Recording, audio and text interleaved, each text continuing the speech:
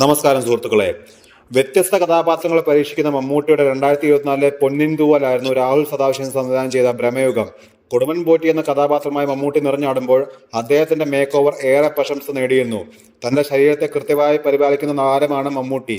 അത്രയും health conscious ആയ മമ്മൂട്ടിയെ കൊണ്ട് ഭ്രമയുഗത്തിൽ എങ്ങനെയാണ് ചിക്കനൊക്കെ കഴിപ്പിച്ചത് എന്ന ചോദ്യത്തിന് മറുപടി പറയുകയാണ് രാഹുൽ സദാശിവൻ. മമ്മൂട്ടി ഹെൽത്ത് കോൺഷ്യസ് ഒക്കെ ആണെങ്കിലും ചിക്കനൊക്കെ കഴിക്കുമെന്നും ആ സീൻ നല്ല രസകരമായിരുന്നെന്നും രാഹുൽ പറഞ്ഞു. മമ്മൂട്ടി ആ മാനസം ഒക്കെ തന്നപ്പോൾ നല്ല ഫീലായിരുന്നു എന്ന് രാഹുൽ കൂട്ടിച്ചേർത്തു.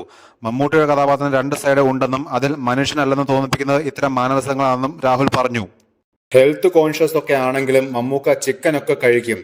അത് നല്ല സീനായിരുന്നു. പുള്ളി കഴിക്കുന്നത് കണ്ടിട്ട് നമുക്ക് അടിപൊളിയാണെന്ന് തോന്നിയിരുന്നു.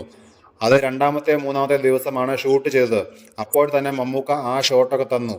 ആ മാനസമൊക്കെ തന്നപ്പോൾ ഭയങ്കര ഫീലായിരുന്നു. ആ ക്യാരക്ടറിന് രണ്ട് സൈഡ് ഉണ്ട്. ഒന്ന് അയാൾ മനുഷ്യനാണെന്ന് ധരിപ്പിക്കുന്നു, പക്ഷേ ഉള്ളിൽ വേറൊരാളാണ്. ആ നേച്ചർ പുറത്തേക്ക് വരുന്നത് ഈ മാനസങ്ങളിലൂടെയാണ്. ഇമോഷണൽ ക്യാരക്ടേഴ്സ് ആണ്. പെട്ടെന്ന് തേതാവിന്റെ അടുത്തേക്ക് ചൂടാവുന്നുണ്ട്. ചില സമയത്ത് മനുഷ്യന്റെ സ്വഭാവം ആവാൻ ശ്രമിക്കുന്നുണ്ട്, രാഹുൽ സദാശിവൻ പറഞ്ഞു. ഭൂതകാലത്തിന് ശേഷം രാഹുൽ സദാശിവൻ സംവിധാനം ചെയ്ത ചിത്രത്തിന് പല കോണുകളിൽ നിന്നുമുള്ള മികച്ച പ്രതികരണമാണ് ലഭിച്ചത്. 50 കോടി ക്ലബിൽ ഇടം നേടുന്ന ആദ്യ ബ്ലാക്ക് ആൻഡ് വൈറ്റ് സിനിമ എന്ന റെക്കോർഡും ഭ്രമയുഗം സ്വന്തമാക്കി. റിലീസ് ചെയ്ത് 28-ാം ദിവസത്തിലാണ് ചിത്രം OTT-യിൽ എത്തിയത്.